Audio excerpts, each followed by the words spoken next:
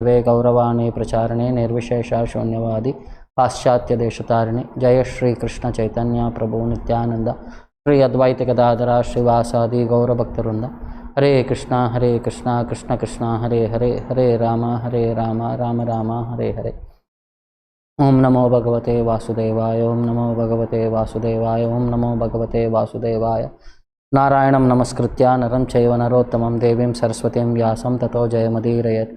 अष्टप्रायेषु भद्रेषु नित्यं भागवत सेवया भगवती उत्तमा श्लोके भक्तिर्भवति नैष्टिकी। मूकं करोति वाचालं हंगं लंगायते गिरिमित्वा तमहं वंदे श्रीगुरुं दीनतारिणं। स्वागतम अंడి అందరికీ। శ్రీమద్ భాగవతం మొదటి స్కందంలోని 7వ అధ్యాయం అశ్వత్థామ చేసిన హీనమైన పనికి అర్జునుడు అతనికి ఎలాంటి శిక్షణ విధించాడనే దాని గురించి మనం ఇక్కడ డిస్కస్ చేస్తున్నాము.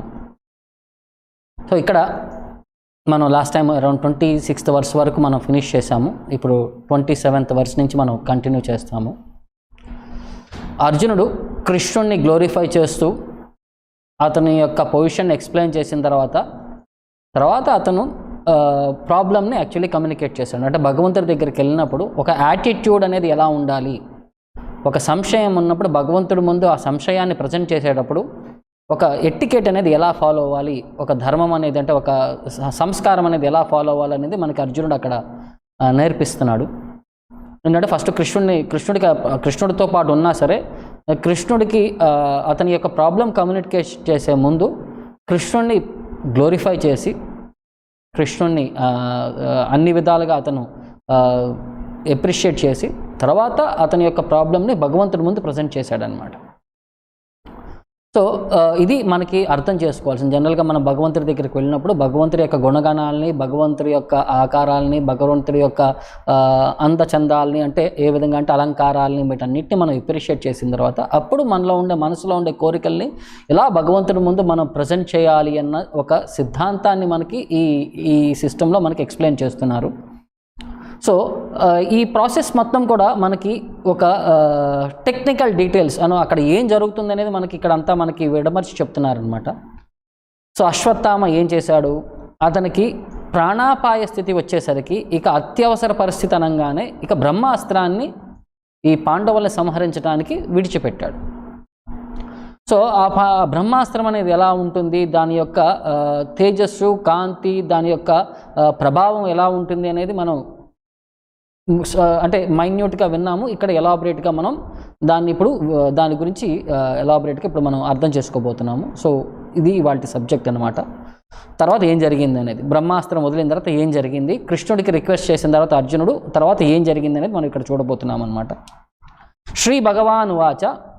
ఇప్పుడు కృష్ణుడికి రిక్వెస్ట్ చేసిన తర్వాత కృష్ణుడు మాట్లాడటం మొదలు పెడుతున్నాడు.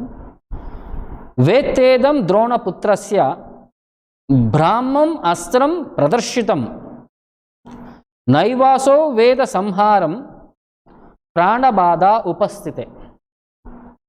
ఇది ఎవరు వదిలిపెట్టారు, ఏంటిది ఆ కాంతి, తేజోకాంతి ఎక్కడి నుంచి వస్తుందనగా వేత్తేదం ద్రోణపుత్రస్య. తెలుసుకోవాల్సింది ఏంటయ్యా అంటే నువ్వు ద్రోణపుత్రుడైన అశ్వత్థాముడు బ్రహ్మం అస్త్రం ప్రదర్శితం, బ్రహ్మాస్త్రాన్ని విడిచిపెట్టాడు.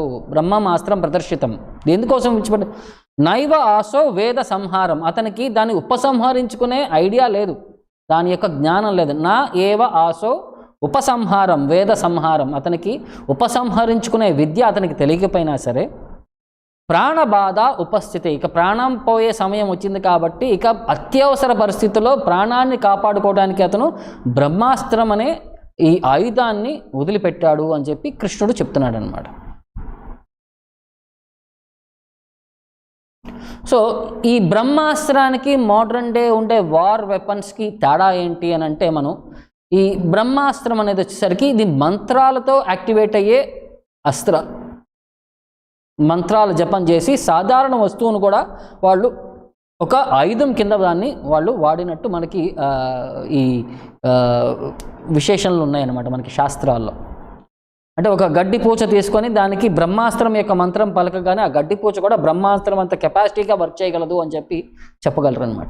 దీనికోసం స్పెసిఫిక్గా ఇండిపెండెంట్గా ఏ సాధారణమైన బాణాన్ని తీసుకునే వాళ్ళు దానికి ఆ మంత్రం ఉచ్చరిస్తే ఆ బాణం ఆ మంత్రం యొక్క కెపాసిటీ వల్ల అది అద్భుతాన్ని సృష్టించగలదు అని చెప్పి ఇది మనకు ఒకటి అర్థం చేసుకోవాలి.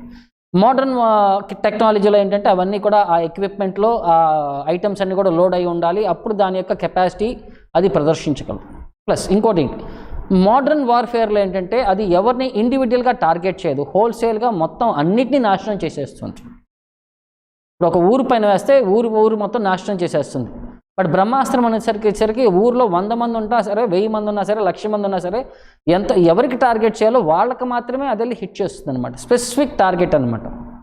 సో అంత క్లారిటీ ఉంటుంది అనమాట బ్రహ్మాస్త్రం. దాని యొక్క కెపాసిటీ ఉన్నా సరే అది ఇండివిజువల్గా వర్క్ చేయగలదు.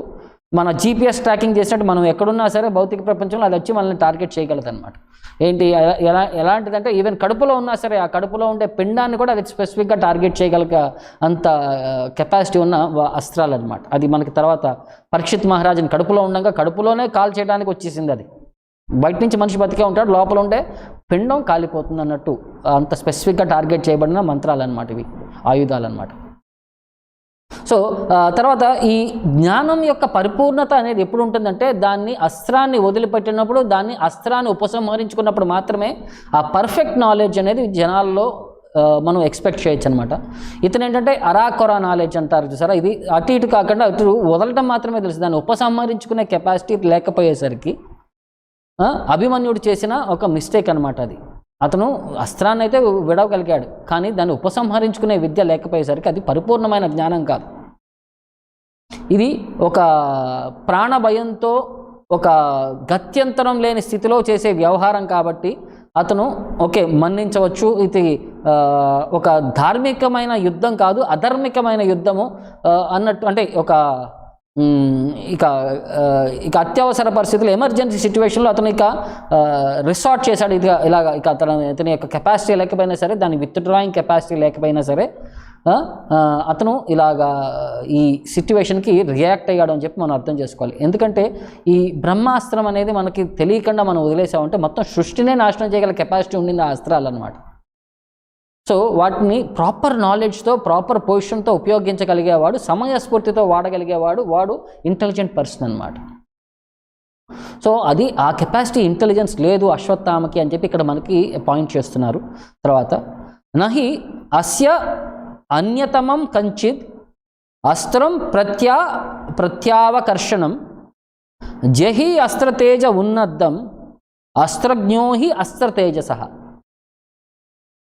సో కృష్ణుడు ఏం సజెస్ట్ చేస్తున్నాడంటే ఈ బ్రహ్మాస్త్రానికి సొల్యూషన్ ఏంటయ్యా అంటే ఇంకొక బ్రహ్మాస్త్రం మాత్రమే దానికి సొల్యూషన్ అనమాట. ఒక బ్రహ్మాస్త్రానికి ఇంకొక బ్రహ్మాస్త్రం మాత్రమే విరుగుడు, ఒక ముళ్ళుకి ఇంకొక ముళ్ళే విరుగుడులాగా, ఒక విషానికి ఇంకొక విషమే విరుగుడు అనమాట. సో అలాగే ఈ బ్రహ్మాస్త్రానికి ఇంకొక బ్రహ్మాస్త్రం మొదలు, ఈ 2 బ్రహ్మాస్త్రాలు కొలైడ్ అయినప్పుడు ఆల్మోస్ట్ సృష్టి అంతరించిపోయే సిచ్యువేషన్కి వస్తుంది. అప్పుడు నువ్వు 2 బ్రహ్మాస్త్రాలని నువ్వు విత్డ్రా చేసేసుకో అని చెప్పి కృష్ణుడు సలహా ఇస్తున్నాడు అనమాట.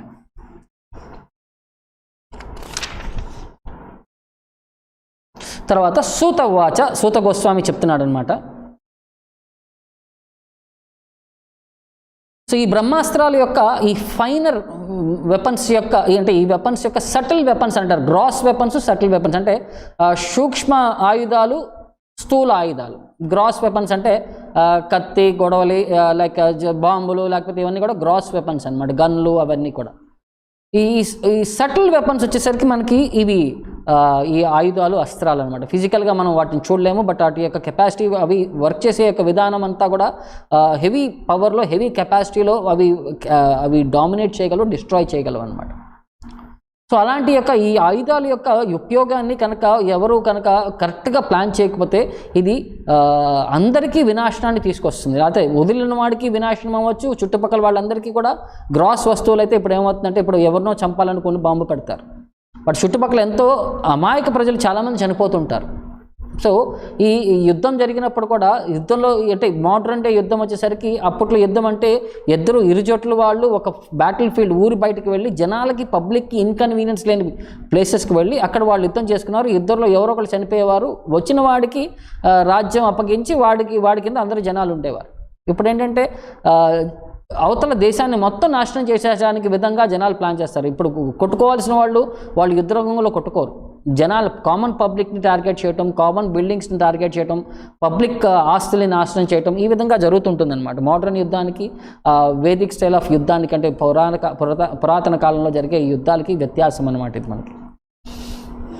తర్వాత సూత గోస్వామి మనకి చెప్తున్నారు అనమాట ఫర్దర్ ఏం జరిగిందని చెప్పి. సూత ఉవాచ శృత్వా భగవతా ప్రోక్తం, భగవంతుడు చెప్పిన ఆదేశాన్ని వినంగానే అర్జునుడు ఏం చేశాడు, ఫాల్గుణ పరవీర, ఫాల్గునుడు ఒక గొప్ప ఆయుధకర్త, ఆయుధ వీరుడు, పరవీర, స్పృష్ట్వా ఆపస్తం పరిక్రమ్య, భగవంతుని ప్రదక్షిణ చేసిన తర్వాత నీళ్ళని టచ్ చేస్తూ అతను కూడా మంత్రాల్ని ఇన్వోక్ చేస్తున్నాడు అనమాట. ఎలాగైతే జలం ఉపస్పర్శ అని చెప్పి అక్కడ మనం బ్రహ్మాస్త్రాన్ని వదిలే ముందు అశ్వత్థామ ఎలా చేశాడో ఇక్కడ కూడా అర్జునుడు బట్ బ్రహ్మాస్త్రాన్ని వదిలే ముందు భగవంతుని ప్రదక్షిణ చేసి భగవంతుని యొక్క ఆశీర్వాదం తీసుకొని ఇతని యొక్క డ్యూటీని ఇతను నిర్వర్తిస్తున్నాడు. జలం ఉపస్పర్శ తం పరిక్రమ్య, జలాన్ని స్పర్శించుకొని తర్వాత అంటే జలాన్ని స్పర్శించడం అంటే అతను ప్యూరిఫై అయ్యి జలం ద్వారా ప్యూరిఫికేషన్ చేసుకొని తర్వాత మనస్తత్వాన్ని ప్యూరిఫై చేసుకొని, ఎందుకంటే మంత్రాన్ని ఉచ్చారణ చేసేటప్పుడు మనసు ప్రశాంతంగా ప్యూరిఫైడ్గా ఉండాలన్నమాట.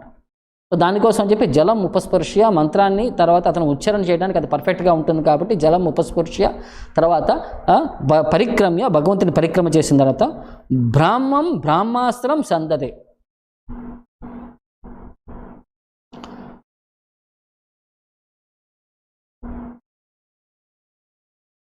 సో భగవంతుని ప్రదక్షిణ చేసుకున్న తర్వాత పరిక్రమ్య బ్రహ్మాస్త్రం సందది, ఇతని యొక్క బ్రహ్మాస్త్రాన్ని కూడా ఇతను విడిచిపెట్టాడు. ఆ బ్రహ్మాస్త్రాన్ని కౌంటరాక్ట్ చేస్తూ ఇతని యొక్క బ్రహ్మాస్త్రాన్ని కూడా ఇతను విడిచిపెట్టాడు అని చెప్పి మనకు చెప్తున్నారనమాట.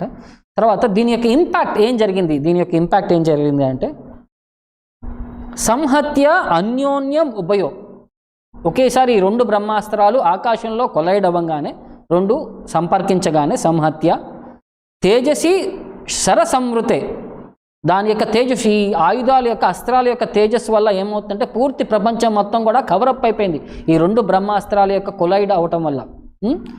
ఆవృత్య రోదసి కంచ, ఆవృత్య అంటే కవరప్ అయిపోయింది. ఏం కవరప్ అయిపోయింది? రోదసి అంటే ఆకాశం, కంప్లీట్ ఫిర్మెంట్ అంటే మనకుంటే భూమండలం, దాని యొక్క యూనివర్స్ యొక్క ఎంటైర్ అవుటర్ స్పేసు దాని యొక్క ఆకాశం మొత్తం కూడా కవరప్ అయిపోయింది. ఆవృత్య రోదసి కంచ, బాహ్యంగా కనిపించే మనకి ఆకాశంలో ఉండే అంత ఎంటైర్ ఓపెన్ స్పేస్ మొత్తం కవరప్ అయిపోయింది అంత. ఆవృత్య వవృద్ధాతే అర్క వహ్నివత్,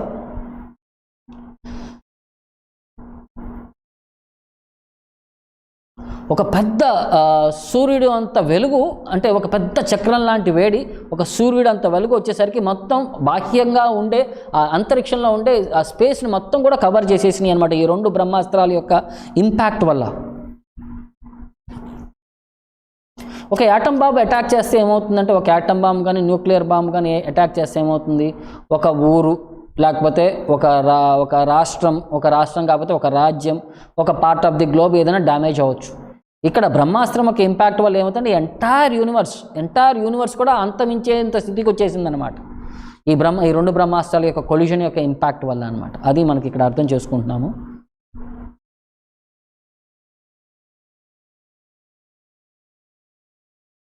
దీని యొక్క ఫర్దర్ ఎఫెక్ట్స్ పబ్లిక్కి చూసే వాళ్ళకి ఏమనిపిస్తుంది, దృష్ట్వా అస్త్ర తేజస్సు తయోహు, ఈ రెండు యొక్క దృష్ట్వా చూడంగానే జనాలందరికీ కూడా అస్త్ర తేజ, ఈ అస్త్రాల యొక్క తేజస్సు అందరూ, ఈ రెండు అస్త్రాల యొక్క తేజస్సు అందరూ చూడంగానే త్రిలోకాన్ ప్రదహన్ మహాత్, త్రిలోకంలో ఉండే జనాలందరూ కూడా ఏమనుకుంటున్నారు, ముల్లోకాల్లో ఉండే మనుషులందరూ కూడా ఆ వేడికి ఆ రెండు అస్త్రాల నుంచి వచ్చే వేడికి మాడి మసైపోతామని అంటారు చూసారా, అలాంటి సిచ్యువేషన్స్ ఒళ్ళంతా కూడా బొబ్బలు ఎక్కిపోతాయి, మొత్తం వేడికి మొత్తం మనకి అప్పడాలు వడియాలు ఎలాగ ఆరపెడతాయి అవన్నీ ఎలాగా వణికిపోతాయి అంటే ఎలా డ్రై అయిపోతాయో అంతా మూడు లోకాల్లో ఉండే అందరూ కూడా ఆ స్క్రాచింగ్ హీట్కి ఆ వేడి తపనకి వాళ్ళందరూ కూడా ఒక డ్రై అయిపోయిన ఫ్లవర్స్ లాగా మనుషులు అదిపోతున్నారు అనమాట. తర్వాత దహ్యమాన ప్రజ సర్వార్థకం అమాంశత, వాళ్ళందరూ కూడా సంవర్తకం అమాంశత అంటే ప్రళయం సమయంలో వచ్చే ఈ భౌతిక ప్రపంచం ప్రళయానికి సమయంలో ఉండే ఆ అస్త్రతేజం కానీ ఆ వేడి కానీ అలా అనిపించింది అనమాట జనాలందరికీ. అప్పుడే మనం ప్రళయం రాబోతుందా, మన భౌతిక ప్రపంచం ఇప్పుడే అంతమైపోతుందా అన్నంత భావానికి క్రియేట్ చేసిందనమాట ఈ రెండు అస్త్రాల యొక్క ఇంపాక్ట్ గ్లేర్ అనేది.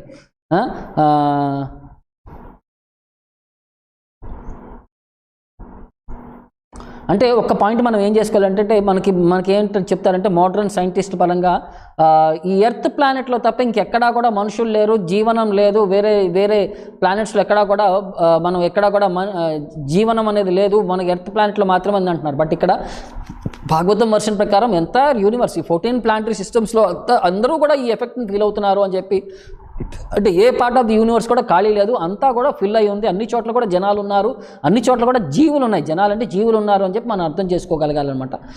వాళ్ళకి తగ్గట్టుగా ఆ ప్లానెట్స్లో ఆ రెస్పెక్టివ్ శరీరాలు ఉంటాయి. ఇక్కడ మన భూమి పైన కూడా చూసుకునేసరికి ఆకాశంలో ఎగిరే పక్షులు ఉన్నాయి, నీటిలో జరిగే జంతువులు ఉన్నాయి, భూమిపై ఉండే మనుషులు ఉన్నారు, జంతువులు ఉన్నారు, అలాగే భూమి లోపల ఉండే జంతువులు ఉన్నాయి. అలాంటి ఎక్కడికి వాళ్ళకి తగ్గట్టుగా ఆ శరీరం ఉంటుందన్నమాట. అలాగే వేరే ప్లానెట్స్లో కూడా ఆ ప్రదేశాలకు తగ్గట్టుగా వాళ్ళ శరీరాలు, ఆకారాలు, ఆ విధంగా వాళ్ళ ఆయుష్లు కూడా ఇంత వేరియేషన్ ఉంటుంది అని చెప్పి మనకి శాస్త్రాలు ఎక్స్ప్లెయిన్ చేస్తున్నాయి అన్నమాట.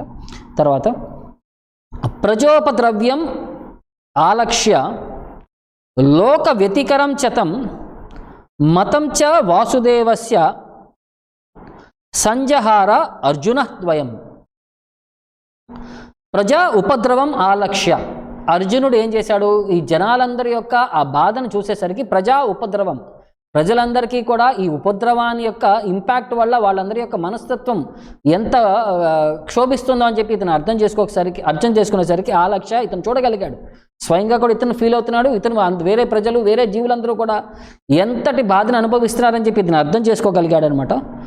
లోక వ్యతికరం చతం, లోకానికి మంచి చేయాలి అని చెప్పి, అంటే ఇవన్నీ కూడా లోకాన్ని నాశనం చేసే విధంగా ఉన్నవి. ఈ 2 బ్రహ్మాస్త్రాల యొక్క కొలిషన్ కూడా ఎంటైర్ యూనివర్స్ని అది డిస్ట్రాయ్ చేసే విధంగా ఉన్నాయని చెప్పి లోక వ్యతికరం చతం మతం చ వాసుదేవస్య, కృష్ణుడి కోరిక ప్రకారం, వాసుదేవస్య కృష్ణుడి యొక్క అభిమతం ప్రకారం మతం చ వాసుదేవస్య సంజహార అర్జునోద్వయం. అర్జునుడు ఏం చేశాడు, దీని యొక్క ఇంపాక్ట్ని తగ్గించడానికి, దాని యొక్క ఇంపాక్ట్ని కంప్లీట్గా మన పబ్లిక్ పైన ఆ ఇంపాక్ట్ని ఫినిష్ చేయడానికి ఆ 2 యొక్క బ్రహ్మాస్త్రాలని ఉపసంహరించుకున్నాడు. జనాలందరినీ ఈ విధంగా అతను కాపాడగలిగాడు అని చెప్పి మనం అర్థం చేసుకోవచ్చు అనమాట. అంటే ఒకసారి మనం కనుక భౌతికంగా ఒక మెటీరియల్, ఒక బాంబును వేసామనుకోండి, ఆ బాంబును మనం విత్డ్రా చేయలేము, దాన్ని మనం ఆపలేమన్నమాట. ఒక మిస్సైల్ని వదిలామనుకోండి, ఆ మిస్సైల్ని మనం రిట్రాక్ట్ చేయలేమన్నమాట. బట్ ఇక్కడ వచ్చేసరికి ఇది లాస్ట్ మూమెంట్లో డిస్ట్రక్షన్కి వెళ్ళే టైంలో కూడా దాన్ని రిట్రాక్ట్ చేసేంత కెపాసిటీ ఉన్నది ఈ అస్త్రాలకి. అంటే ఈ వేదిక్ నాలెడ్జ్లో ఉన్న ఈ అస్త్రాలన్నింటినీ కూడా లాస్ట్ మూమెంట్లో కూడా వాటిని రిట్రాక్ట్ చేయొచ్చు, వాటి యొక్క ఇంపాక్ట్ని మనం నల్లిఫై చేయొచ్చు అని చెప్పి ఇక్కడ మనకు అర్థమవుతుంది అనమాట. ఇంకోటి ఏంటంటే మనుషుల యొక్క ఆలోచన విధానం ఒకటేసరికి మనుషుల యొక్క కోరిక అనేది ఒకటి అయ్యి ఉండొచ్చు, భగవంతుడి యొక్క సంకల్పం అనేది మనుషుల యొక్క కోరిక, మనుషుల యొక్క ప్రయత్నం కంటే అతీతమైందని చెప్పి మనం అర్థం చేసుకోవాలి. ఎందుకంటే అశ్వత్థామ అందరినీ సంహరించేద్దాము, అందరినీ నాశనం చేసేద్దాము, నేను బతకనప్పుడు అందరూ చనిపోవాలి అని చెప్పి అతను ఆలోచనగా ఉండింది. కానీ కృష్ణుడి యొక్క ఆలోచన ఏంటంటే ఎందుకంటే అతను ఆల్రెడీ ప్రామిస్ చేశాడనమాట. అతను ప్రామిస్ చేయటం వల్ల మొత్తం, ఎందుకంటే యుద్ధం మొదలవక ముందు కుంతి మహారాణికి ఆమె కృష్ణుడికి అడుగుతుందన్నమాట, వాగ్దానం చెయ్యని అడుగుతున్నాము, నా 5 కొడుకుల్ని నువ్వు కాపాడి నాకు తర్వాత అప్పగించాలి అని చెప్పి కృష్ణుడు ఆమెకి ప్రామిస్ చేస్తాడు. ఈ విధంగా నీ 5 కొడుకుల్ని యుద్ధం అయిన తర్వాత కాపాడి నీ చేతుల్లో నేను పెడతాను అని చెప్పి. సో అలాగే కృష్ణుడు కూడా యుద్ధం అంతా అయిపోయిన తర్వాత కుంతి మహారాణి తర్వాత కలిసినప్పుడు ఆమెకు చెప్తాడనమాట, నీ వాగ్దానం, నీ కొడుకుల్ని నేను చెప్పిన విధంగా మీ 5 కొడుకుల్ని సురక్షితంగా సజీవంగా తీసుకొచ్చి నీకు అప్పగించాను అని చెప్తాడనమాట. అప్పుడు కుంతి మహారాణి చెప్తుందనమాట, నువ్వు నీ యొక్క నీ యొక్క మాటకి నిలబడేవాడివి, నువ్వు యొక్క వాగ్దానానికి నిలబడేవాడివి, నీ యొక్క గొప్పతనం యొక్క విశిష్టత ఇది. నువ్వు మాట ఇచ్చావనంటే, నీ మాటకి అంటే భక్తులకి నువ్వు మాట ఇచ్చావంటే ఆ మాటకి నువ్వు ఎప్పుడూ కూడా వెనుతిరగవు, you are so truthful that మీరు ఇచ్చిన వాగ్దానానికి మీరు ఎప్పుడు కట్టుబడి ఉంటారు మీ భక్తుల పర్స్పెక్టివ్లో అని చెప్పి ఆమె కృష్ణుడిని గ్లోరిఫై చేస్తుందన్నమాట. సో కృష్ణుడి యొక్క విశిష్టత ఏంటంటే ఆయన ఎప్పుడు కూడా భక్తులకి ఫస్ట్ ప్రిఫరెన్స్ ఇస్తాడు. అంటే వేరే కెపాసిటీ మనుషుల కంటే కూడా ఫస్ట్ భక్తులకే ఆయన కెపాసిటీకి భక్తులకి ఫస్ట్ ప్రిఫరెన్స్ ఇస్తాడని చెప్పి మనకి భగవద్గీతలో కృష్ణుడే స్వయంగా చెప్తున్నాడు. సమోహం సర్వభూతేషు నమే ద్వేషష్టినో నా ప్రియ. సమూహం సర్వభూతేషు, అన్ని జీవులందరిలో కూడా నేను సమత్వంగా వ్యవహరిస్తుంటాను. సమూహం సర్వభూతేషు నమే ద్వేషస్తి నా ప్రియ, నేను ఎవరికి ఫేవరబుల్గా ఉండను, నేను ఎవరికి నెగిటివ్గా ఉండను, నేను ఎవరికి అంటే ఈ విధంగా నేను సమూహం సర్వభూతేషు నమే ద్వేషస్తి నా ప్రియ ఏ భజంతితో మాం భక్త్య, ఎవరైతే నాకు శ్రద్ధగా నన్ను సేవిస్తూ ఉంటారో మైతేతేషు చాప్యహం, వాళ్ళకి నేను స్పెషల్గా పర్స్పెక్టివ్లో నేను వాళ్ళకి స్పెషల్గా నేను ఒక పార్షియాలిటీ అనేది నేను వ్యవహరిస్తుంటాను. బట్ యాక్చువల్లీ నేను అందరికీ సరిసమానంగా వ్యవహరిస్తాను. నేను అందరికీ ఒక న్యూట్రల్ మనిషిలాగా, ఒక మధ్యస్థ మనిషిలాగా నేను వ్యవహరిస్తుంటాను. కానీ నా భక్తులకు మాత్రం ఎవరైతే నా పైన డిపెండ్ అయి ఉంటారో వాళ్ళకి మాత్రం కంప్లీట్గా నేనే వాళ్ళని టేక్ కేర్ చేసుకుంటాను అని చెప్పి కృష్ణుడు అష్యూరెన్స్ ఇచ్చాడు మనకి భగవద్గీత. సో జనాలందరూ అతను పక్షపాతి అని అనుకున్నా సరే, భగవంతుడు ఏంటంటే అతని భక్తుల కోసం ఏ విధమైన సర్వీస్ చేయడానికైనా సరే, వాళ్ళని కాపాడటానికి, వాళ్ళని గ్లోరిఫై చేయడానికి, వాళ్ళ యొక్క సేవలు చేయడానికి భగవంతుడు ఎలాంటి సర్వీస్ యాక్సెప్ట్ చేయడానికైనా రెడీగా ఉన్నాడని చెప్పి మనం ఇక్కడ అర్థం చేసుకోవచ్చు అనమాట.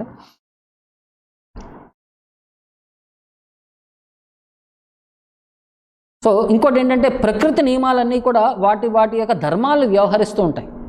బట్ భగవంతుడు వచ్చేసరికి ఈ ప్రకృతి ధర్మాలకి అతీతంగా ఉంటాడు కాబట్టి వాటిని ఎప్పుడు ఎలా కావాలన్నా సరే వాటిని మార్చే విధంగా అతను యాక్ట్ చేయగలడు. మనకి ఇది ఎక్కడ అర్థమవుతుంది? మనకి ఇప్పుడు చూడండి, ఒక కొండ ఉంది, గోవర్ధన పర్వతం. కృష్ణుడు దాన్ని 7 రోజులు ఒక చిటికెన్ వేలు, అది లెఫ్ట్ హ్యాండ్, అంటే జనరల్గా మనం బాగా పనిచేసేటప్పుడు ఏంటంటే మనం రైట్ హ్యాండ్తో పనిచేసామంటే రైట్ హ్యాండ్ యొక్క స్ట్రెంత్ చాలా ఎక్కువ ఉంటుంది అనమాట లెఫ్ట్ హ్యాండ్ కంటే కూడా. అది కృష్ణుడు అందుకనే లెఫ్ట్ హ్యాండ్ పైన, మనం రైట్ హ్యాండెడ్ వాళ్ళంటే మనకి లెఫ్ట్ హ్యాండ్ చాలా వీక్గా ఉంటుంది, అంటే అంత రైట్ హ్యాండ్ అంత కాంపిటెన్సీ ఉండదు. రైట్ హ్యాండ్లో ఉండే 50% ఎనర్జీ మాత్రమే లెఫ్ట్ హ్యాండ్లో మనం చూపిస్తాము. సో లెఫ్ట్ హ్యాండ్ యొక్క చిటికిన వేలు ఏలు పైన అతను 7 రోజులు గోవర్ధన పర్వతాన్ని ఎత్తి చూపించాడు అనమాట. సో అంటే అతను కృష్ణుడు ఇలాంటి యొక్క ఈ ప్రదర్శన ఎందుకు చూపిస్తున్నాడు? అతని యొక్క భక్తుల్ని కాపాడాలి, అక్కడ ఉండే జనాలందరినీ కూడా కాపాడాలి, వాళ్ళ యొక్క ప్రైమ్ నెసెసిటీ. ఆ సమయంలో కుంభపాటి వర్షం పడుతుందంటే ఒక పెద్ద గొడుగు కావాలి. గొడుగు లాంటి వస్తువు ఏది ఉందయా అంటే ఆ గోవర్ధన పర్వతం. ఎందుకంటే వాళ్ళకుండే ఎంటైర్ మనుషుల్ని, జీవుల్ని, ఆవుల్ని, వాటన్నిటిని కాపాడడానికి అంత పెద్ద కెపాసిటీ ఉన్న వస్తువు కావాలి. కాబట్టి అతను కృష్ణుడు గోవర్ధన పర్వతాన్ని ఎత్తి పట్టుకొని ఉన్నాడు అని చెప్తారు మనకి. సో ఈ గోవర్ధన పర్వతం యొక్క ఆ విశిష్టతలో మనం ఎంత పెద్ద పర్వతాన్ని చిటికెల వేలిపైన 7 రోజులు పట్టుకొని ఉన్నాడంటే ఆ యొక్క వెయిట్లెస్నెస్ని ఎలా ప్రదర్శించగలిగాడు. భగవంతుడికి ఏది వెయిట్ కాదు, భగవంతుడికి ఏది భారం కాదు, భగవంతుడికి ఏది భారం ఉండదు అని చెప్పి మనం చెప్పలేము. ఆయన అన్నింటినీ వాటి యొక్క ప్రొపెన్సిటీస్ని ఆయన మార్చి చేంజ్ చేయగలడు అని కూడా మనం చెప్పొచ్చు అనమాట. అంటే కృష్ణుడు ఈజీగా ఎత్తేయగలడు, వేరే వాళ్ళందరూ ఎత్తగలరా? అది ఆయనకంటే ఆయన అవలీలగా ఎత్తగలడు. ఆయన యొక్క అందుకనే లీలా పురుషోత్తమ అని అంటారు. ఇలాంటి లీలలన్నీ ఆయన చేయగలడు కాబట్టి ఆయన యొక్క విశిష్టతని మనం అర్థం చేసుకోగలగాలి. తర్వాత మనకి రాముడిలాగా వచ్చినప్పుడు ఆయన ఏం చేశాడు? సముద్రం దగ్గర వెయిట్ చేస్తూ ఉన్నాడు. రావణాసురుడి యొక్క లంకకు వెళ్ళాలంటే సముద్రం దారి ఇవ్వాలి. సముద్రం దారి ఇవ్వాలంటే కృష్ణుడు అంటే రాముడు వెయిట్ చేస్తాడనమాట. సముద్ర పురుషుడు వచ్చి ఏం చేయాలి, ఎలా చేయాలని చెప్పి ఇండికేషన్ ఇస్తాడని చెప్పి 3 రోజులు వెయిట్ చేశాడనమాట. అప్పటికి సముద్ర పురుషుడు రెస్పాండ్ అయిపోయేసరికి రాముడు తన యొక్క బాణం తీసి, బ్రహ్మాస్త్రం తీసి సముద్ర పురుషుడి పైన అటాక్ చేస్తాడు. ఆ బ్రహ్మాస్త్రం యొక్క వేడికే సముద్రంలో ఉండే జీవరాశులన్నీ కూడా ఆ వేడికి తట్టుకోలేక అవన్నీ కూడా ఇక బీభత్స అంటే భయానకంతో అటు ఇటు పరిగెత్తున్నాయి అనమాట. వాటి యొక్క భయం చూసి ఇమీడియట్గా సముద్ర పురుషుడు వచ్చి రాముడి యొక్క పాదాలపైన పడి, నన్ను క్షమించండి, నేను మిమ్మల్ని గ్రహించలేకపోయాను, మీరు దేవాది దేవుడు అని చెప్పి నాకు అర్థమైంది, నేను మీకు ఎలా సేవ చేయగలను, నన్ను ఎలా ఉపయోగించగలరు, నేను మీ దాసుడిని అన్నట్టు వ్యవహరించాడు అనమాట. ప్రకృతి నియమాలు నేను అతీతును కాదు, నేను నా నియమాలు, నా డ్యూటీలు నేను పాటించాలి, బట్ మీరు ఎలా కావాలంటే నేను ఎలా చేయగలను అని చెప్పని అంటాడు. అప్పుడు రాముడు అంటాడు, నీ ఎంటైర్ సైన్యం ఉంది నాకు, ఈ సైన్యం మొత్తం కూడా మేము ఇది దాటి వెళ్ళాలి, అటువైపుకి లంక వైపుకి వెళ్ళాలి, నువ్వే ఈజియెస్ట్ పాసిబుల్ సొల్యూషన్ నువ్వే సజెస్ట్ చేయనే విధంగా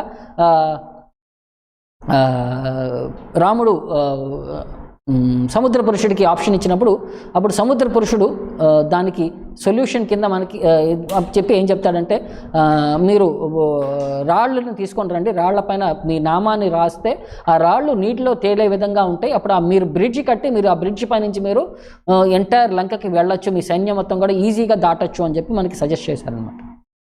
రాముడు అతను చెప్పిన విధానంగానే అక్కడ ఉండే కోతులందరికీ కూడా పెద్ద పెద్ద రాళ్ళని తీసుకొని రండి, వాటిపైన రాముడి యొక్క నామాన్ని రాయించడం ద్వారా ఆ రాళ్ళన్నీ కూడా ఆ నీళ్లలో తేలగలవు అని చెప్పి భగవంతుడి యొక్క నామం యొక్క కెపాసిటీని గ్లోరిఫై చేస్తూ భగవంతుడి యొక్క భక్తుల యొక్క విశిష్టత, వాళ్ళ యొక్క సేవని అతను రిసీవ్ చేసుకోవడానికి ఈ విధంగా ఒక పాస్ట్ టైం ఎనాక్ట్ చేశారనమాట. సో మొత్తం 5 రోజుల్లో మొత్తం ఎంటైర్ బ్రిడ్జిని కన్స్ట్రక్ట్ చేస్తారు. వాళ్ళందరూ కూడా ఎంత హార్డ్ వర్క్ చేశారంటే అక్కడ మరి అప్పటికప్పుడు రాళ్ళు రావు కదా, అక్కడ ఉండే రాళ్ళన్నీ కూడా ఎంతో కొంత ఉంటుంది, మరి కొన్ని 1250 కిలోమీటర్ల బ్రిడ్జ్ కట్టాలి మరి. సో అందుకోసం అని చెప్పి వేరే వేరే చోట్లకి వెళ్ళి అక్కడ ఉండే పర్వతాలన్నీ బ్రేక్ చేసి అక్కడ ఉండే రాళ్ళన్నీ తీసుకొచ్చి వాటన్నిటితో ఒక పెద్ద బ్రిడ్జ్ చేసి వాటన్నిటి ద్వారా ఈ రాజ్యాన్ని అంటే ఇక్కడ నుంచి భారత ఖండం నుంచి అంటే భారత వర్షన్ అంటే భూమి అంటే భారత భూమి నుంచి లంక వరకు వాళ్ళు బ్రిడ్జ్ని కనెక్ట్ చేసి వాళ్ళందరూ కూడా అలా ట్రావెల్ చేయగలిగారు అన్నమాట. సో అలాగా భగవంతుడు కూడా భౌతికంగా ఉండే రూల్స్ని కూడా అతను పాటించాడు. ఒక్కొక్కసారి అతను భగవంతుడని చూపించడానికి ఆ రూల్స్ని అధికంగా అంటే దాన్ని అధిగమించే విధంగా అతని యొక్క ప్రవర్తన ద్వారా మనందరికీ కూడా అతని యొక్క స్పెషాలిటీని కూడా మనకి ప్రదర్శించాడు అనమాట. తర్వాత తథా ఆసాద్య తరస దారుణం గౌతమీ సుతం. ఎవరు గౌతమి అని అంటే కృపి, ద్రోణాచార్యుడి యొక్క భార్య కృపి అనమాట. ఆమె యొక్క కొడుకు అశ్వత్థామ. ఇక్కడ కూడా అతని పేరు పెట్టి పిలవట్లేదు, ఎందుకంటే తల్లిదండ్రుల యొక్క గొప్ప పేరుని నాశనం చేసేవాడు పుత్రుడు అవడం అనమాట. అతను దేనికి పనికిరాడు వాడి కింద లెక్క అనమాట. సో తత్ర ఆసాద్య తరస దారుణం గౌతమీ సుతం బబందామర్ష తామ్రాక్ష పశుం రసనయాయత. ఒక పశువుని ఎలా కట్టివేస్తారో అలాగే బబందహ అశ్వత్థామను కూడా అలా బంధించేశారనమాట. ఒక పశువులాగా అంటే సంతలోకి వెళ్ళినప్పుడు పశువుల్ని కొనేవాళ్ళు దాన్ని కాళ్ళు చేతులు కట్టేసి దాన్ని ఎలాగ తీసుకొచ్చుకుంటారో అలాగా వీడిని కూడా కట్టేసి బబందహ అశ్వత్థామను పట్టుకున్నారు. వాడిని కూడా అలా కాళ్ళు చేతులు కట్టేసి ఈ విధంగా అతన్ని బంధించారు అని చెప్పి మనకు చెప్తున్నారనమాట. వీటన్నిటిలో కూడా అర్జునుడి యొక్క కురూపం బబంద ఆమృష తామ్రాక్ష. మన అర్జునుడి యొక్క కోపం ఎలా ఉందంటే కళ్ళు ఒక కాపర్ కళ్ళు అనమాట, అంటే ఒక రెడ్డిష్ కళ్ళు వచ్చేసినాయి అనమాట. అతని యొక్క కోపాన్ని ఆ ఉద్వేగాన్ని అతను ప్రదర్శించేసరికి అర్జునుడి యొక్క కళ్ళు ఒక ఉద్వేగం వచ్చేసరికి ఒక తామ్రాక్ష రెడ్ బాల్స్ ఆఫ్ కాపర్ లాగా వచ్చేసింది అనమాట.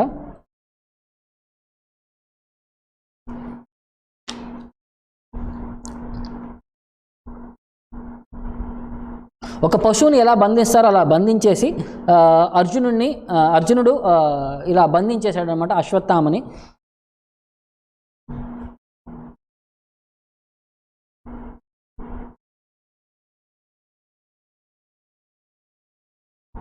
ఇతను ఒక మంచి సాంప్రదాయంలో పుట్టినా సరే, అశ్వత్థామ ఒక గొప్ప తల్లిదండ్రులకు పుట్టినా సరే, ఇతని యొక్క మనస్తత్వం ఏంటంటే ఒక నీచమైన మనస్తత్వాన్ని కొడగట్టేసరికి ఇతన్ని ఒక మనిషిలాగా ట్రీట్ చేయట్లేదు.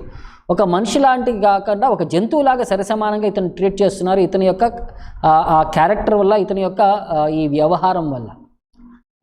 సో దాన్ని మనం అర్థం చేసుకోవాలి. ఒక మంచి సాంప్రదాయమైన కుటుంబంలో పుట్టినా సరే మనం ఆ సాంప్రదాయ విలువల్ని మనం రక్షణ కలిగించకుండా వాటిని కాపాడలేకపోయేసరికి అప్పుడు మనకుండే ఆ గౌరవం, ఆ ప్రతిష్టాన్ని కూడా మనం కోల్పోయి ఉంటాము. అది మనం అర్థం చేసుకోవాలి. ఇక్కడ అతను యొక్క విశిష్టతని, అతని యొక్క ప్రాముఖ్యతని, అతని యొక్క వంశ చరిత్రని అన్నింటినీ జస్ట్ వీళ్ళు ఇగ్నోర్ చేస్తూ ఇతను చేసిన యొక్క ఆ హీనియస్ యాక్ట్ అనమాట, ఘోరమైన ఉగ్రమైన కర్మకి అతనికి పనిష్మెంట్ వచ్చేసరికి ఒక జంతువులాగా బంధించి అతను వాళ్ళ యొక్క శిబిరానికి వెనక్కి తీసుకెళ్తున్నారనమాట.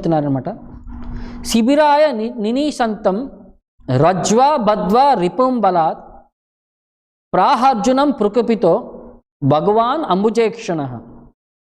అశ్వత్థామని అలాగా ఒక బంధించి వేసేసరికి ఒక తాడు తీసుకొని అశ్వత్థామని ఒక జంతువుని కట్టిన తర్వాత అర్జునుడు ఇతన్ని వాళ్ళ యొక్క శిబిరానికి తీసుకువెళ్ళటానికి ఆలోచిస్తున్నాడు అనమాట. అప్పుడు కృష్ణుడు అర్జునుడి వైపు చూస్తూ అతని యొక్క భగవాన్ అంబుజేక్షణ భగవంతుడి యొక్క కన్నులు ఒక లోటస్ పెటల్స్ లాగా ఉండే అతని కళ్ళు ద్వారా ప్రాహ అర్జునం ప్రకోపితో అతని యొక్క కోపాన్ని వ్యవహరిస్తూ అర్జునుడితో మాట్లాడుతున్నాడు అనమాట. అంటే ఇక్కడ ఇందాక మనం ఏం చూసాము, అర్జునుడి యొక్క కోపం వచ్చినప్పుడు అతని యొక్క కళ్ళు తామ్ర అంటే ఒక కాపర్ కళ్ళులాగా మనల్ని వ్యవహరించారు. ఇక్కడ కృష్ణుడికి కోపం వచ్చింది, బట్ కృష్ణుడి యొక్క కోపం వచ్చినప్పుడు అతనికి అప్పుడు కూడా లోటస్ ఐస్ అని చెప్పి మనకు చెప్తున్నారు అనమాట. అంటే భగవంతుడి యొక్క కోపానికి మన యొక్క కోపానికి వ్యత్యాసం మనం అర్థం చేసుకోగలగాలి అని చెప్పి ఇక్కడ ఆ పాయింట్ మనకు తెలుస్తుంది అనమాట. సో వీటన్నిటిలో కూడా ఏంటంటే భగవంతుడు ఆయన ఎంత సిచ్యువేషన్ వచ్చినా సరే అతను ప్రశాంతంగా ఉండగలిగాడు. సో ఈ ప్రశాంత్ అనేది మనం ఎప్పుడు ఉండగలం, మనం ఎప్పుడు ఎక్స్పీరియన్స్ చేయగలం? మనిషి యొక్క ప్రశాంతత అనేది ఉంటే మనం ఎలాంటి సిచ్యువేషన్ అయినా సరే మనం ఈజీగా మనం వ్యవహరించవచ్చు అని చెప్పి మనకి శాస్త్రాలు చెప్తున్నాయి. ఒకసారి ఒక శిష్యుడు వాళ్ళ గురువు గారిని అప్రోచ్ అయ్యి గురువు గారిని అడిగారనమాట, మీరు ఎలాంటి సిచ్యువేషన్లో అయినా సరే ఎలా ప్రశాంతంగా ఉండగలరు? నాకు చిన్న కోపం వచ్చినా సరే మనసంతా ఏతోలాగా అయిపోతుంది, నా శరీరం అంతా నా కంట్రోల్లో ఉండదు, నా ఆలోచన విధానం నేను ఇక దేనిపైన కాన్సన్ట్రేట్ చేయలేను అన్నట్టు విధానంగా ఎక్స్ప్లెయిన్ చేస్తాను. దీని నుంచి బయటికి రావాలంటే ఒక సొల్యూషన్ చెప్పండి నాకు. ఒక చిన్న చిన్న విషయాలకి నాకు కోపం వస్తుంది, కోపం వచ్చినప్పుడు నెక్స్ట్ 1 గంట 2 గంటల లేపు ఆ కోపం పోయేంత వరకు కూడా నేను ఇంకా వేరే ఏ పని చేయలేను, దేనిపైన ఫోకస్ చేయలేను, అంతా కూడా చాలా డిస్టర్బ్డ్గా ఉంటుంది అన్నట్టు ఎక్స్ప్రెస్ చేస్తాడనమాట. ఇలా ఎక్స్ప్రెస్ చేసేసరికి అప్పుడు గురువు గారు అంటారు, దీనికి అర్థం చేసుకోవాలంటే నేను నీకు వేరే కథ చెప్తాను నేను అని చెప్పి, ఒక అడవిలో ఒక ఏనుగు ఉంది. ఏనుగు అక్కడ ఉండే ఆహారాన్ని తింటూ ఉందన్నమాట. ఆ ఏనుగు ఆహారాన్ని తినేసరికి అక్కడ చుట్టుపక్కన ఒక చెవి దగ్గర ఒక ఈగ వచ్చి గుర్జ్ అని చెప్పి సౌండ్ చేస్తాను, బుజ్ అని చెప్పి సౌండ్ చేస్తూ ఉంటుంది. సో ఏనుగు దాని యొక్క పెద్ద చెవితో దాన్ని ఆ ఈగను మళ్ళీ తోలేసింది. మళ్ళీ వచ్చింది ఈగ, మళ్ళీ సౌండ్ చేస్తుంది, మళ్ళీ తోలేసింది. మళ్ళీ అలాగ 3-4 సార్లు అయ్యేసరికి ఏనుగు కోపం వచ్చి ఆ ఈగని అడిగింది అనమాట, ఎందుకు ఊరినే సౌండ్ చేస్తుంటావు, ఒక చాట సైలెంట్గా ఉండలేవా, ఒక ఊరినే ఇలా పక్కన వాళ్ళు డిస్టర్బ్ చేయకుండా నీ ప్రశాంతంగా ఉండలేవా అని చెప్పి అంటుంది అనమాట. దానికి ఆ ఈగ ఏం చెప్తుందంటే, నేను ఉండలేను, నా యొక్క మనసు, నా యొక్క ఇంద్రియాలు, నా యొక్క వ్యవహారం అంతా కూడా సైలెంట్గా ఉండలేను. నా కళ్ళు మంచి వస్తువు చూస్తే అటువైపు పరిగెత్తేస్తాయి, మంచి వాసన ఉంటే అటువైపు నా ముక్కు అటువైపు లాగుతుంది. నా ఇంద్రియాలన్నీ కూడా వాటి పరంగా నేను ఇంద్రియాలు నా వశంలో లేవు, నేను ఇంద్రియాల యొక్క వశంలో ఉన్నాను నేను. అందుకే నేను యాజిటేటెడ్గా ఉంటాను, ఒక చోట ఉండలేను, అటు ఇటు పొద్దాక తిరుగుతుంటాను. మరి నువ్వెందుకు ఇంత ప్రశాంతంగా ఉండగలవు అని అంటే, అప్పుడు ఏనుగు చెప్తుందనమాట, నేను ఏ ఇంద్రియాలు ఉన్నా సరే, ఏ పని చేసేటప్పుడైనా సరే ఆ ఒక్క పనిపైన నేను ధ్యానం పెడుతుంటాను. భోజనం చేసేటప్పుడు భోజనంపైనే నేను ధ్యాస పెడతాను. అప్పుడు ఏమవుతుంది, భోజనాన్ని నేను హాయిగా తినొచ్చు, రుచికరంగా దాన్ని దాన్ని నేను ఎక్స్పీరియన్స్ చేయొచ్చు. భోజనం యొక్క కెపాసిటీని మనం బాగా ఆహారం తినేటప్పుడు ఆహారం తినే మూడ్లోనే వ్యవహరిస్తే ఆ ఆహారం ఒంటి రుచి పడుతుంది అని అంటారు.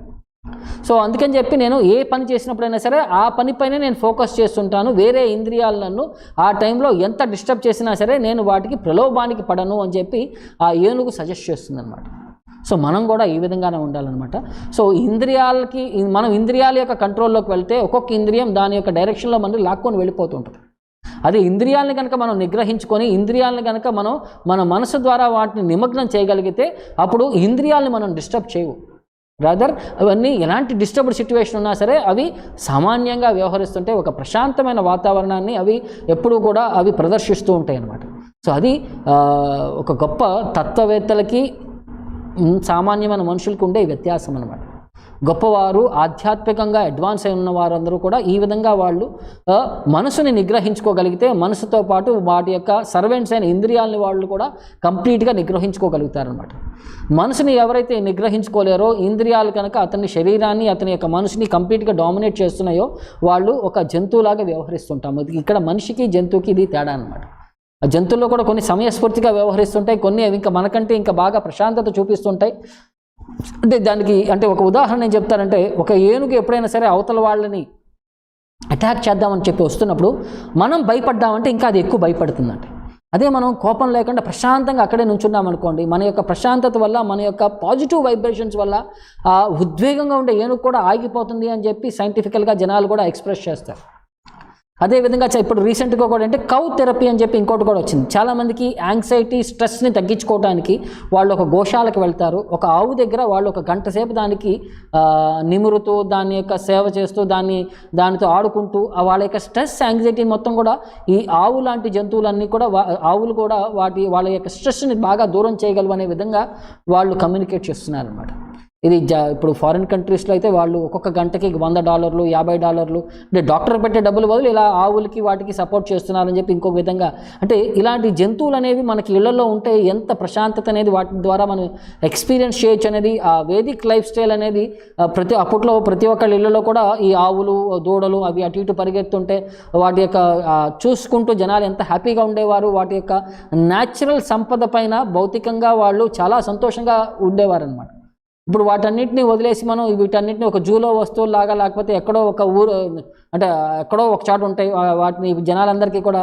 ఇప్పుడు మోడర్న్ డే పిల్లలందరికీ కూడా పాలు ఎక్కడి నుంచి వస్తాయంటే డైరీ నుంచి వస్తాయి అంటాడు, ఆవు నుంచి వస్తాయి, గేదె నుంచి వస్తాయని చెప్పి వీళ్ళందరికీ ఎవరికి తెలియదు. ప్యాకెట్లు వస్తాయి పాలు, గేదె నుంచి వచ్చాయి, ఆవు నుంచి వచ్చాయి, అవి పాలు అని అంటే వాడికి తెలియదు, ఆ సంస్కారం తెలియదు వాళ్ళకి, ఈ విద్య తెలియదు వాళ్ళకి. కొంతకాలం అయిన తర్వాత ఇవన్నీ కూడా అంతరించిపోయే స్థితి కూడా రావచ్చు. మనం ఇంకా ఆర్టిఫిషియల్గా మిల్క్ అలాంటివన్నీ ఇక్కడ మనం తాగాల్సి వస్తుంది. భౌతికంగా వచ్చే ఈ న్యాచురల్ మిల్క్ అన్నీ కూడా ఇక్కడన్నీ మనం మిస్ అయిపోతాము అని చెప్పి ఒక ట్యాంపరింగ్ అనే సిచ్యువేషన్ నుంచి మనం బయటికి రాగలగాలని చెప్పి మనకు అది అర్థం చేసుకోవాలన్నమాట. సో అర్జునుడి యొక్క కళ్ళని మనకి అక్కడ ఎక్స్ప్లెనేషన్ చేసినప్పుడు అర్జునుడి యొక్క కళ్ళు ఒక తామర పత్రంలాగే ఆ కలర్ వచ్చింది. బట్ భగవంతుడి యొక్క కళ్ళు మాత్రం అతని యొక్క ఆ లోటస్ సెన్స్, కమలం యొక్క పత్రాల్లాగే వ్యవహరిస్తారు. అతను కోపం ఉన్నా సరే ఆ కమల పత్రాక్ష అని అంటారు, అతను ఆనందంగా ఉన్నా సరే అతను కమల పత్రాక్ష అని అంటారు. అంటే కోపం మనల్ని దహించి వేస్తుంది. బట్ భగవంతుడికి ఆ కోపం అనేది ఉన్నా సరే, అతని యొక్క కరుణ అయినా సరే, అతను రెండింటికి ఒకేలాగా వ్యవహరిస్తాడని చెప్పి మనం ఇక్కడ అర్థం చేసుకోవాలన్నమాట.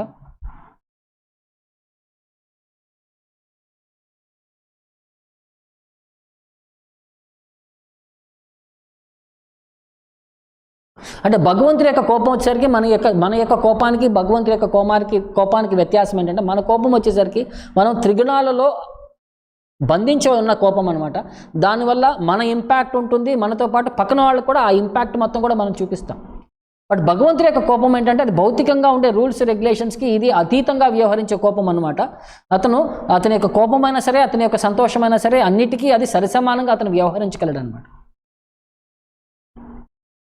సో ఫిజికల్ సైన్స్, మన కోపం వచ్చినప్పుడు మనం ఎలా వ్యవహరిస్తాము, మన యొక్క శరీరం ఎలా వ్యవహరిస్తుందని చెప్పడానికి మనకి ఏం చెప్తారంటే, మన యొక్క పళ్ళను కొరుకుతామంట కోపంగా ఉన్నప్పుడు, లేకపోతే మన యొక్క నోరుని వికారంగా తిప్పుతామంట కోపంగా ఉన్నప్పుడు. మనకి ఒక తలంతా ఒక భారంలాగా ఉంటుంది అనమాట మన కోపం వచ్చినప్పుడు. కడుపులో నొప్పి ఉంటుందంట కోపం వచ్చినప్పుడు. తర్వాత మన గుండె కూడా చాలా ఫాస్ట్గా కొట్టుకుంటుందంట మన కోపంగా ఉన్నప్పుడు. తర్వాత ప్రొఫ్యూజ్గా మన ఒంటిపైన అంతా కూడా మనం కోపంగా ఉన్నామంటే మన ఒంటిపైన అంతా కూడా బాగా చెమట పడుతూ ఉంటుందంట. మన అరచేతుల్లో చెమట పడుతూ ఉంటుంది మన కోపంగా ఉన్నప్పుడు. తర్వాత మన శరీరం అంతా కూడా ఒక ఫేస్ అంతా కూడా ఒక వేడి గాలిని మనం ఫీల్ అవుతూ ఉంటాం అనమాట. అంటే మనం ఇక్కడి నుంచి అంతా మనం ఒక వేడిలాగా పరిచయం అవుతాం, మన చెవుల్లోంచి వేడి గాలి బయటకు వస్తూ ఉంటుందంట. ఇక్కడంతా కూడా గొంతంతా కూడా ఒక వేడి కషాయం తాగితే ఎంత వేడి ఉంటుందో మన గొంతులో కూడా అంత వేడి ఉంటుందంట. మనం అప్పుడు ఊగిపోతుంటాం ఆ కోపంలో, ఒక పూనకం వచ్చినప్పుడు ఊగుతుంటారు చూసారు, అలా ఊగిపోతుంటాం మనం. తర్వాత మనం ఒక డిజీనెస్ అంటే మనం ఒక శోషొచ్చి పడిపోతాం చూసారా, అలాగా మనం అలాంటి వ్యవహారం ఉంటుంది. అది మనకి భౌతికంగా ఉండే మనకి కోపంకి ఇలాంటి సిమ్టమ్స్ మనకు ఉంటాయి అని చెప్పి మనకి ఈ మోడ్రన్ ఫిజికల్గా కూడా ఇవన్నీ కూడా టెస్ట్ చేశారన్నమాట. కానీ ఆధ్యాత్మికంగా ఉండే కోపానికి వ్యత్యాసం ఏంటని చెప్పి ఇది భౌతికంగా ఉండే లక్షణాలు మనం చూసాము. అదే భగవంతుల్లో ఉండే ఆధ్యాత్మిక కోపానికి దాని యొక్క లక్షణాలను మనకి శాస్త్రాలు చెప్తున్నారనమాట. ఆ కోపం ఎప్పుడు వస్తుంది మనకి, ఆ ఆధ్యాత్మికమైన కోపం లాంటిది ఎప్పుడు వస్తుందంటే, ఎప్పుడైనా ఎవరైనా సర్కాస్టిక్గా మన పైన కామెంట్ చేసినప్పుడు కానీ, మన యొక్క చూపులతోనే బాణాలని అంటారు. వాడి యొక్క కోపాన్ని వాళ్ళ చూపులతోనే బాణాలు విసరగలరని అంటారు. వాళ్ళ యొక్క ఇన్సల్టింగ్ వర్డ్స్ని మనం వాళ్ళు మనల్ని కించపరిచి మాట్లాడినప్పుడా సరే, వాళ్ళు మనల్ని పట్టించుకోకపోయినా సరే, వాళ్ళు మనల్ని తుచ్చంగా చూసినా సరే, ఇవన్నిటి కూడా మనకి కోపాన్ని ప్రేరేపించే విషయాలన్నమాట. సో వీటన్నిటిని సిమ్టమ్స్ ఉన్నప్పుడు కూడా మనం చేతుల్ని బాగా ఇలా గట్టిగా తిప్పుతుంటామని మన కోపం వచ్చినప్పుడు. తర్వాత మన పళ్ళని కొరుకుతుంటాం, సౌండ్ చేస్తుంటాం. తర్వాత ఈ పెద్దాలను కొరుకుతుంటారు, కొంతమంది గట్టిగా కోపంలో వాళ్ళు కొరుకుతుంటారు, పెద్దాలను కొరుకుతుంటారు. కనురెప్పల్ని గట్టిగా సైగ చేస్తుంటారు అన్నమాట కోపంగా ఉన్నాను అని చెప్పి చూపించడానికి. తర్వాత స్క్రాచింగ్ ది ఆర్మ్స్, ఇలా చేతులు గోక్కుంటూ ఉంటారంట. తర్వాత మనం తలను దించుకుంటాము, పెద్దవాళ్ళ పైన మన కోపం ఎగ్జిబిట్ చేయనప్పుడు అప్పుడు ఏంటంటే మన తలను దించుకుంటాం మన కోపాన్ని ఎగ్జిబిట్ చేయనప్పుడు. బ్రీతింగ్ అనేది ఒక పాము బుస కొట్టినట్టు మనం బాగా బుస కొడుతుంటామంట మనం బ్రీతింగ్ అనేది. తర్వాత నోటి నుంచి దూషణకరమైన మాటలు వస్తుంటాయి. తర్వాత తల ఊపుతుంటాము అడ్డంగా అటు ఇటు కాకుండా. కంటి యొక్క చివరి యొక్క ఇదంతా కూడా ఎల్లోయిష్ వస్తుందంట. మనకు వైట్ ఉండే కళ్ళన్నీ కూడా ఈ చివరికంతా ఎల్లోయిష్ మారుతుందంట. ఎల్లో రెడ్డిష్ టించ్ కింద మారుతుంది ఈ కంటి యొక్క చివరి కార్నర్స్. తర్వాత మన యొక్క లిప్స్ అన్నీ కూడా అది షేక్ అవుతుంటాయి, మన యొక్క పెదాలన్నీ కూడా షేక్ అవుతుంటాయి. కళ్ళు ఎర్రగా మారుతాయి, ముఖంలో వర్చస్సు ఫేడ్ అయిపోతుంది, మన ముఖంలో కళ పోయింది అని అంటారు చూసారా, ముఖంలో కళ పోతుంది. ఇవన్నీ కూడా ఎప్పుడు వర్తిస్తాయి మనకి, ఎవరైనా మనల్ని తిట్టినప్పుడైనా సరే, మనం అప్పుడు సైలెంట్గా ఉన్నా సరే, ఇవన్నీ కూడా లక్షణాలు మనకి ఎవరైనా తిట్టి మనం సైలెంట్గా ఉన్నప్పుడు కూడా మనల్ని ఈ సిమ్టమ్స్ అనేది మనం ఎగ్జిబిట్ చేయొచ్చంట. ఇవన్నిటిని కూడా ఈ సిమ్టమ్స్ అన్నింటిని కూడా రెండు విధాలుగా విభజించవచ్చు. ఒకటి ప్రాకృతంగా వచ్చేవి, ఇంకోటి అప్రాకృతంగా వచ్చేవి. అంటే ఒకటి పర్మనెంట్గా వచ్చేది, ఒకటి టెంపరీగా వచ్చేది. కొంచెం ఈ ఎమోషన్స్ ఉన్నప్పుడు, బివిల్డర్మెంట్ ఉన్నప్పుడు, ప్రైడ్ ఉన్నప్పుడు, ఫ్రస్ట్రేషన్ ఉన్నప్పుడు, ఇల్యూషన్ ఉన్నప్పుడు, importancy, jealousy, dexterity, negligence, hard labour unit వచ్చేప్పుడు అన్కాన్స్టిట్యూషనల్ సిమ్టమ్స్ అనమాట. కొంతమంది ఉంటారు ఎప్పుడు నవ్వుతూనే ఉంటారు, వాడికి కోపం వచ్చినా సరే నవ్వుతూనే ఉంటాడు, మామూలుగా ఉన్నప్పుడు కూడా నవ్వుతూనే ఉంటారు. కొంతమంది ఏంటంటే కోపం వచ్చినప్పుడు మాత్రమే వాళ్ళు కోపాన్ని వ్యవహరిస్తుంటారు. కొంతమంది ఎప్పుడు కోపిస్తోడు అని అంటారు, ఎప్పుడు కోపంగానే ఉంటాడు. నువ్వు మంచి మాటలు మాట్లాడినా కోపంగా ఉంటాడు. అంటే అది కాన్స్టిట్యూషన్ అనమాట. వాళ్ళ యొక్క వ్యవహారం వచ్చేసరికి ఆ కోపం అనేది వాళ్ళలో ఆ ప్రవృత్తి కింద మారిపోయింది. కొంతమందికి ఏంటి, అవసరం ఉన్నప్పుడు మాత్రమే ఆ కోపాన్ని ఎగ్జిబిట్ చేస్తుంటారు, వేరే అవసరం లేనప్పుడు ఆ కోపాన్ని వాళ్ళు ఒక్కొక్కసారి వాళ్ళు కోపం వచ్చే సిచ్యువేషన్ సరే కోపాన్ని దిగమింగుకొని వాళ్ళు ఆ కోపాన్నే ఎగ్జిబిట్ చేయాలన్నమాట. అయితే వీటిని అందుకనే వీటిని అంటే పర్మనెంట్, టెంపరీ అని చెప్పి ఈ విధాలుగా కూడా మనకి ఎక్స్ప్లెయిన్ చేస్తున్నారన్నమాట.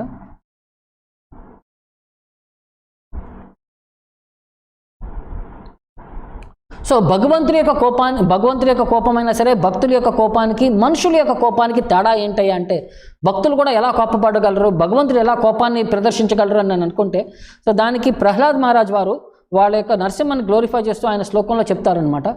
తద్యచ్చ మనుం అసురస్య హతస్వయాద్య మోదేద సాధురపి వృశ్చిక సర్పహత్య లోకాశ్చ నివృత్తిమిత ప్రతియంతి సర్వే రూపం నరసింహ విభయాయ జనాస్మరంతి.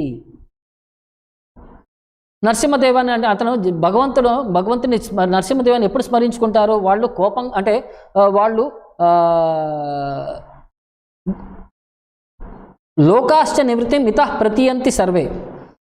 నువ్వు అసురులు లాంటి వాళ్ళు, వాళ్ళ యొక్క కోపం వల్ల, వాళ్ళ యొక్క ఈ భక్తుల వైపు చేసే వాళ్ళ యొక్క ద్వేషం వల్ల భగవంతుడికి కూడా కోపం వచ్చి అలాంటి అసురుల్ని సంహరించడానికి భగవంతుడు అవతారం తీసుకున్నాడు. ఆ అవతారం తీసుకున్న తర్వాత నరసింహస్వామి అతని యొక్క కోపాన్ని అతను బ్రహ్మాది దేవతలందరూ కూడా సంహరించిన తర్వాత కూడా అతని యొక్క వాళ్ళిద్దరూ వచ్చి ప్రే చేసిన తర్వాత కూడా అతను భగవంతుడి యొక్క కోపం తగ్గలేదు. అప్పుడు ప్రహ్లాద్ మహారాజ్ భగవంతుని కోరుకుంటున్నారన్నమాట, మీరు వచ్చిన పని అయిపోయింది, మీరు ఆ రాక్షసుడైన మా తండ్రి గారైన హిరణ్యకశిపుని చంపడానికి వచ్చారు, అతను చచ్చిపోయాడు, జనాలకుంటే ఆ బాధ తీరిపోయింది, ఇంకా మీరు మీ కోపాన్ని ఉపసంహరించుకోండి, మీరు శాంతపరండి, శాంతంగా మారండి. ఎందుకంటే సాధువులు కూడా ఒక పాముని కానీ ఒక తేలుని కానీ చూడంగానే వాళ్ళు దాటిని చంపితే వాళ్ళు సంతోషపడతారు. ఎందుకంటే ఈ రెండు, తేలు కానీ పాము కానీ కూడా అవసరం లేకుండా అవతల వాళ్ళని కాటేస్తాయంట. వాటికి ఏమి హాని చేయకపోయినా సరే అవి ఈ క్రూరత్వానికి అవి నిదర్శనం అనమాట, తేలు మరియు పాము. సో వాటిని చంపడానికి భక్తులు కూడా ఆనందపడతారు. మోదేత సాధురపి వృశ్చిక సర్పహత్య. వృశ్చిక అంటే తేలు, సర్ప అంటే పాము. మోదేత సాధురపి, సాధువులు కూడా ఆనందపడతారంటే ఈ రెండు వస్తువులను చూడంగానే సంహరించేటప్పుడు.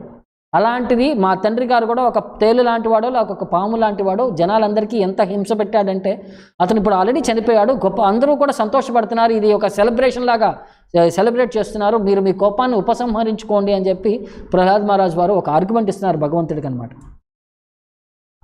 లోకాశ్చ నివృత్తి మిత ప్రతియంతి సర్వే. ముల్లోకాల్లో ఉండే అందరూ కూడా గొప్ప సంతోషాన్ని ఎక్స్పీరియన్స్ చేస్తున్నారు. హిరణ్యకశిపు అంత రాక్షసుడు చనిపోయేసరికి వాళ్ళందరికీ కూడా రూపం నరసింహ విభయాయ జనాస్మరంతి.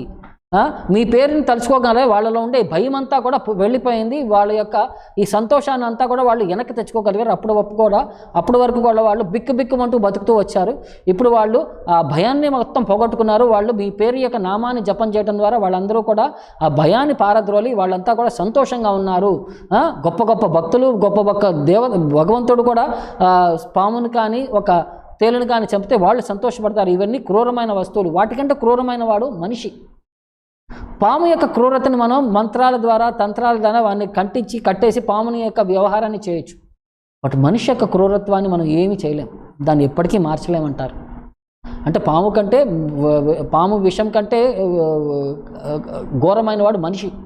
అతని మనసులో కనుక విషం చేరిందంటే ఇక అతను ఎలాంటి నెగిటివిటీకైనా అతను పాల్పడతాడు. పాముకి ఏముంది, ఆ విషయాన్ని కూరలు తీసేస్తే ఆ పాము మళ్ళీ మామూలుగా సాధారణ పాము అయిపోతుంది. బట్ మనిషి యొక్క మనసులో ఆ విషయం చేరుకుందనుకోండి, దాన్ని మనం తీయలేము, మనం సాటిస్ఫై చేయలేము. వాడిని ప్రాపర్ మనిషి చేయడం చాలా కష్టం. సో అది మనం అర్థం చేసుకోవాల్సిన పాయింట్ అనమాట. సో కృష్ణుడి యొక్క కోపాన్ని మన యొక్క కోపానికి వ్యత్యాసాన్ని మనకి ఎక్స్ప్లెయిన్ చేస్తూ భగవంతుడిలో కోపం ఉంటుందా, భగవంతుడి కోపం ఎలా రాగలదు? లేదండి. మరి భగవంతుడిలో కోపం లేకుండా మనలో కోపం ఎలా వస్తుంది? మనలో ఉండే సిమ్టమ్స్ అన్నీ కూడా భగవంతుడిలో ఉన్నాయి. ఆయన నుంచే మనకి అన్నీ ఉద్భవించినాయి. జన్మాది యస్య అతః అని చెప్పి మనకి వేదాంత సూత్రాలు చెప్తుంది, శ్రీమద్ భాగవతం చెప్తుంది. మనకు భౌతిక ప్రపంచంలో కనిపించే ఏదైనా సరే భగవంతుడి నుంచి మాత్రమే ఉద్భవించినాయి, ఆయనే సోర్స్ అన్నిటికీ అని చెప్పి మనకి శాస్త్రాలన్నింటినీ కూడా నిదర్శనం వస్తుందన్నమాట. లేకపోతే భగవంతుడిలో లేని కోపము మనలో రావడానికి మనకి ఆస్కారం లేదనమాట. దాంతోపాటు అది సిచ్యువేషన్. భగవంతుడికి ఏంటంటే భగవంతుడి యొక్క కోపం వచ్చేసరికి ఆ సిచ్యువేషన్ పరంగా అతను వ్యవహరిస్తుంటాడు. మనకి ఆ సందర్భానికి ఉచితంగా మనం వ్యవహరించలేం. ఇప్పుడు ఒక మనిషి పైన కోపం ఉంది, ముగ్గురు ఉన్నారు అక్కడ. ఆ కోపం మనకు కోపం వచ్చిందంటే ఆ మనుషులతో పాటు చుట్టుపక్కల ఉండే అందరికీ కూడా ఆ కోపాన్ని మనం టచ్ చేస్తాం. బట్ భగవంతుడు ఏంటంటే అక్కడ 100 మంది ఉన్నా సరే ఎవడో ఒక్కడిపైన ఉన్న కోపాన్ని ఆ ఒక్కడిపైన చూపిస్తారు, తత్మా 99 పైన ఆ కోపాన్ని ప్రదర్శించరు. అది భగవంతుడికి మనకి గల వ్యత్యాసం అన్నమాట. భగవంతుడి యొక్క కోపం యొక్క కెపాసిటీ ఏంటంటే భగవంతుడి కోపం రాగానే శత్రువులందరినీ కూడా ఆయన సంహరించేస్తాడు, రాక్షసులందరినీ సంహరించేస్తాడు. బట్ మనం కనుక ఊరిని అవసరం లేకుండా మనం కోపపడ్డామనుకోండి, ఆ కోపం మనల్ని దహించి వేస్తుంది. తన కోపమే తన శత్రువు, తన శాంతమే తనకు రక్ష అని చెప్పి చెప్తారు. సో అన్నెసరీగా మనం ఈ కామ క్రోధ లోభ మోహ మద మాత్సర్యానికి మనం తావు ఇవ్వకూడదు. ఇవన్నీ కూడా మనకి శత్రువులు లాంటి వారు అనమాట. వీటన్నిటిని మనం అధిగమించాలంటే వాటన్నిటిని భగవంతుడి యొక్క సేవలో వాటిని ఉపయోగించుకోవాలి.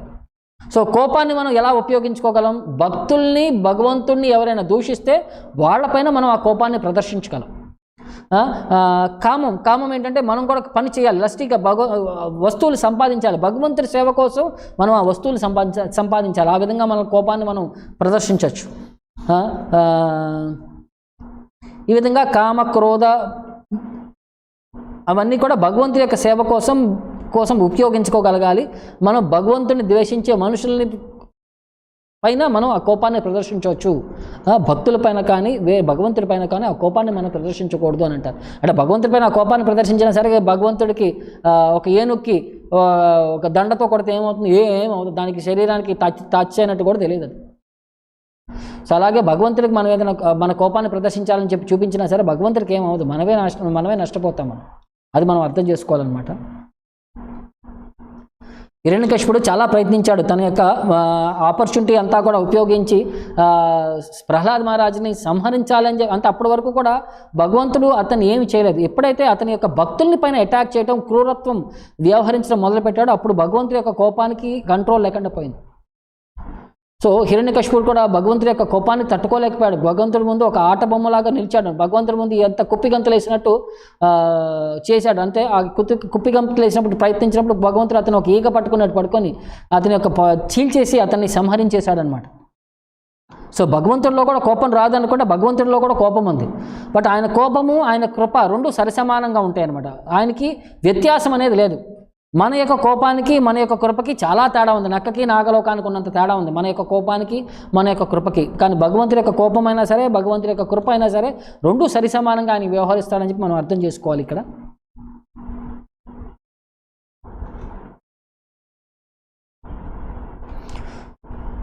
సో ఇక్కడి నుంచి మనకి కృష్ణుడు సజెస్ట్ చేస్తున్నాడు అనమాట. ఎందుకంటే అర్జునుడు ఆల్రెడీ ఒక ప్రామిస్ చేశాడు ద్రౌపదీదేవికి, నీ పిల్లల్ని చంపిన వాడి యొక్క తలకాయని తీసుకొస్తాను, ఆ తలకాయ పైన నుంచొని నువ్వు స్నానం చేద్దువు కానీ వాళ్ళ యొక్క దహన సంస్కారాలు జరిగిన తర్వాత అని చెప్పి అర్జునుడు ద్రౌపదీదేవికి ప్రామిస్ చేశాడనమాట. సో ఆ ప్రామిస్ని ఇప్పుడు అర్జునుడు నిలబెట్టుకుంటాడా లేదా అని చెప్పి కృష్ణుడు టెస్ట్ చేస్తున్నాడు. సో దానికి చెప్తున్నాడు అనమాట. మైనం పార్థార్హసి త్రాతుం బ్రహ్మబంధుం ఇమాం జహి మా ఏనం పార్థ అర్హసి త్రాతుం యో వాసౌ అనాగసః సూప్తాన్ అవధీన్ నిషి బాలకాన్. యో వాసౌ అనాగసః సూప్తాన్, ఆ అభం శుభం ఎరగని పిల్లలని పడుకున్న వాళ్ళని ఆ అవధీన్ నిషి బాలకాన్, వీళ్ళు పిల్లలు రాత్రి పడుకున్నప్పుడు వాళ్ళని పోయి సంహరించిన వాడు. సో వీడికి కృప అనేది మీరు ప్రదర్శించకూడదు, వీడికి పనిష్మెంట్ అనేది నువ్వు సివియర్గా ఇవ్వాలి. ఇలాంటి క్రూరమైన పని చేసిన వాడికి నువ్వు పనిష్మెంట్ అనేది నువ్వు అతని యొక్క బ్రహ్మబంధువు, ఇతను బ్రాహ్మణులాగా వ్యవహరించలేదు, బ్రహ్మబంధువులాగా వ్యవహరించాడు. ఇతనికి నువ్వు కృప అనేది నువ్వు చూపించకూడదు, మెర్సీ అనేది చూపించకూడదు, వీడిని విడిచిపెట్టకూడదు, వీడిని వదిలిపెట్టకూడదు, వీడిని నువ్వు సంహరించాలి, లేకపోతే వీటిని బాగా శిక్షించాలి అని చెప్పి కృష్ణుడు అడ్రస్ చేస్తున్నాడు అనమాట. తర్వాత మత్తం ప్రమత్తం ఉన్మత్తం సూప్తం బాలం స్త్రియం జడం ప్రపన్నం విరతం భీతం నా రిపుం హంతి ధర్మవిత్. ధర్మం గురించి తెలిసిన వాళ్ళు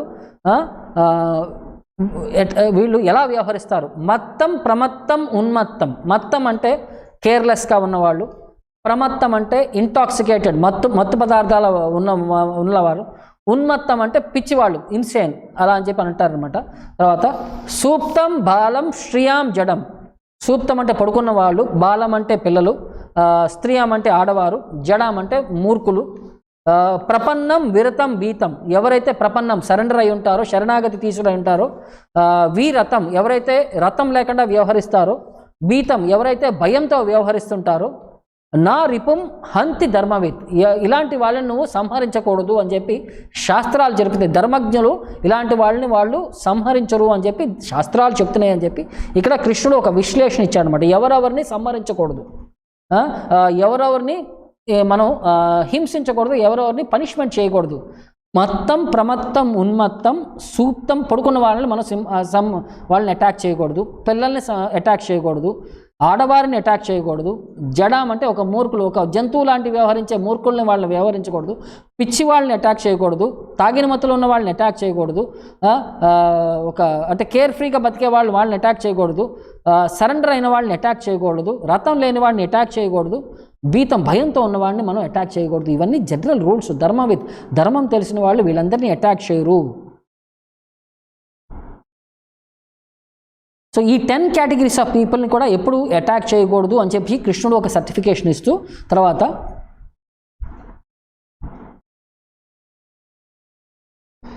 స్వప్రాణాన్ యః పరః ప్రాణై ప్రపుస్నాతి అగ్రణః కలాః తద్వదస్తస్య హి శ్రేయో యద్దోషాద్ యాతి అధః పుమాన్. ఎవరైతే అతని యొక్క జీవితాన్ని పక్కన వాళ్ళపైన ఆధారపడి బతుకుతుంటాడో, పక్కన వాళ్ళపైన ఇన్ఫ్లుయెన్స్ చేస్తూ బతుకుతుంటాడో, యః స్వప్రాణాన్ యః ప్రాణై పరప్రాణై, ఎవరెవరైతే పక్కన వాళ్ళపైన బతుకుతూ వాళ్ళ యొక్క జీవనాన్ని పక్కన వాళ్ళపైన బతుకుతూ ఉంటారో, ప్రసుప్నాతి అగ్రణః కలాః, వీళ్ళందరూ కూడా ఒక అగ్రణ అంటే ఒక క్రూరమైన వాడు, కలాహ అంటే ఒక వ్రచెడ్ పర్సన్ అనమాట. ఎవరైతే పక్కన వాళ్ళపైన తన జీవితాన్ని మెయింటైన్ చేస్తుంటారో వీళ్ళు తత్వదః తస్య హి శ్రేయః, వాడికి మంచి ఏంటంటే వాడిని సంహరించడం వాడికి మంచి. లేకపోతే పుమాన్ యాతి అధః యద్దోషాత్, వాళ్ళ యొక్క దోషాల వల్ల వాళ్ళందరూ కూడా నరకానికి పర్మనెంట్ రెసిడెన్సీ తీసుకుంటారు అని చెప్పి కృష్ణుడు చెప్తున్నాడు అనమాట. సో వీళ్ళందరూ కూడా ఇతరులపైన బతికేవాళ్ళు, ఇతరులపైన ఆధారం చేసుకుంటూ వాళ్ళ యొక్క క్రూరంగా వాళ్ళ యొక్క ఈ క్రూయల్ అండ్ వ్రచెడ్ పర్సనాలిటీస్ ఉంటారో, హీనులు క్రూరులు ఉంటారో వాళ్ళందరూ కూడా సంహారానికి అర్హులు. వాళ్ళని ఉపేక్షించకూడదు. వాళ్ళని ఉపేక్షించామంటే వాళ్ళు నరకానికి వాళ్ళు దారి వేసుకుంటున్నారు, రాయల్ రోడ్ టు హెల్ వాళ్ళు వేసుకుంటున్నారు. వాళ్ళకి మంచి చేయాలంటే, వాళ్ళకి శ్రేయం మంచి జరగాలంటే వాళ్ళని సంహరించాలి. వాళ్ళ యొక్క ఈ పనిష్మెంట్ నుంచి నువ్వు బయటికి తీయాలంటే వాడిని సంహరిస్తే వాడి యొక్క చేసిన పాపానికి ఉపశమనం ఇమీడియట్లీ ఈ లైఫ్లో దొరుకుతుంది. లేకపోతే వాడి యొక్క పాపం ఇంట్రెస్ట్ పెరిగే కొద్దీ వాడి యొక్క నరకంలో ఎక్కువ సంవత్సరాలు అనుభవించాల్సి వస్తుంది అని చెప్పి ఇక్కడ కృష్ణుడు చెప్తున్నాడు అనమాట. సో పరజీవులపైన నివసించేవాడు, జంతువుల్ని సంహరించేవాడు, వాళ్ళందరూ కూడా శిక్షార్హులు, వాళ్ళందరూ కూడా పాపార్హులు. పాపం ఉంటుంది కాబట్టి వాళ్ళందరికీ అంటే ఎలాంటి వారు? ఎవరైతే పర్మిషన్ ఇస్తారో ఒక జంతువుని సంహరించడానికి, ఎవరైతే నరుకుతారో, ఎవరైతే అమ్ముతారో, ఎవరైతే వండుతారో, ఎవరైతే దాన్ని వడ్డిస్తారో, ఎవరైతే తింటారో వీళ్ళందరూ కూడా శిక్షార్హులు అని చెప్పి శాస్త్రాలు చెప్తున్నాయి అన్నమాట. సో ఈ మనకి కబేళాలు అంటారు. ఈ కబేళాలన్నీ కూడా భౌతిక ప్రపంచానికి పట్టిన ఒక చెడ్డ ప్లేసెస్ అనమాట. వాటి యొక్క ప్లేసెస్ వల్ల, వాటి యొక్క చెత్త చెదారం అంటే అక్కడ ఎగ్జిబిట్ చేసే మెంటాలిటీ వల్ల క్రూరత్వము, సిన్ఫుల్ టెండెన్సీస్ అవన్నీ కూడా భౌతిక ప్రపంచంలో జనాలందరినీ కూడా ఇంపాక్ట్ చేస్తూ ఉంటాయి. వీటి నుంచి మనం చాలా జాగ్రత్తగా వ్యవహరించాలని చెప్తున్నారనమాట. తర్వాత కృష్ణుడు ఏం చెప్తున్నాడు? తర్వాత ప్రతిశ్రుతం చ భవత, నువ్వేం మాట్లాడావో నువ్వు మాట్లాడిన మాటలు నేను విన్నాను. పాంచాల్యై శృణ్వతో మమ, నువ్వు పాంచాలికి నువ్వేం వాగ్దానం చేశావు నువ్వు బయలుదేరే ముందు, నేను దాన్ని కరెక్ట్గా విన్నాను. ఆహరిష్యే శిరస్సస్య, ఇతని యొక్క శిరస్సుని ఖండించి ఆ శిరస్సును తీసుకొని ఇస్తానని చెప్పి, యస్తే మానిని పుత్ర, అప్పుడు నువ్వు సంతోషపడదు కానీ అని చెప్పి నువ్వు ఆమె కొడుకులు చనిపోయిన బాధలో ఉన్న ఆమెకి నువ్వు ఆమెని ఓదారుస్తూ ఈ వీడి అంటే క్రూరంగా వ్యవహరించిన మనిషి యొక్క శిరస్సుని నేను ఖండించి తీసుకొస్తానని చెప్పి నువ్వు వాగ్దానం చేశావు అని చెప్పి నేను విన్నాను, నువ్వు ద్రౌపదీదేవికి ఈ వాగ్దానాన్ని నేను విన్నాను అని చెప్పి కృష్ణుడు చెప్తున్నాడు. తర్వాత తద్ ఆసో వ్యదతాం పాప ఆతతాయి ఆత్మబంధు భర్తుశ్చ విప్రియం వీర కృతవాన్ కుల పాంషణ. తద్ అసౌ వ్యదతాం పాప, ఇతని యొక్క ఇలాంటి పాపిష్టి వాడికి, పిల్లల్ని సంహరించిన వాడికి, ఎవరైతే అన్యాయంగా వ్యవహరించిన వాడికి ఆతతాయి అనమాట. ఇతను ఒక ఆతతాయి, అగ్రెసర్, ఇతని శిక్షార్హుడు, ఆత్మబంధు, వాళ్ళన్న వాళ్ళనే అతను సంహరించేవాడు. భర్తుశ్చ విప్రియం వీర, అతని యొక్క మాస్టర్కే ఇతను సంతోషపడదామని చెప్పి అతనికి దుఃఖం కలిగించాడు. ఇతను కృతవాన్ కుల పాంషణ, కులధర్మాలని నాశనం చేసేవాడు ఇతను. వాళ్ళ యొక్క వంశాన్ని ఉద్ధరించే వాళ్ళ యొక్క పేరు ప్రతిష్టలను మొత్తం నాశనం చేసిన వాడు ఇతను, శిక్షార్హుడు, ఇతను సంహరించాలి అని చెప్పి కృష్ణుడు ఒక విధమైన ప్రపోజల్ అర్జునుడి మీద పెడుతున్నాడు అనమాట. ఇతన్ని ఎప్పుడు కూడా నువ్వు క్షమించకూడదు, ఇతన్ని నువ్వు సంహరించాలి.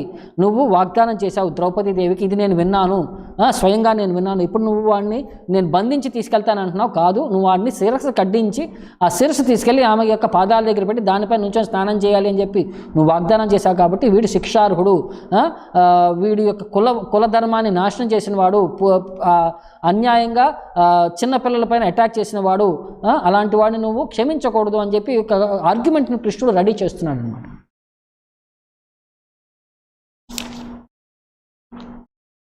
ఎందుకంటే ఇలాంటి వాడికి శిక్ష కనుక మనం ఇక్కడ భౌతిక ప్రపంచంలో మనం శిక్ష విధించకపోతే వాడు ఆ శిక్షను అనుభవించడానికి మళ్ళీ ఇంకొక జన్మ తీసుకోవాలి.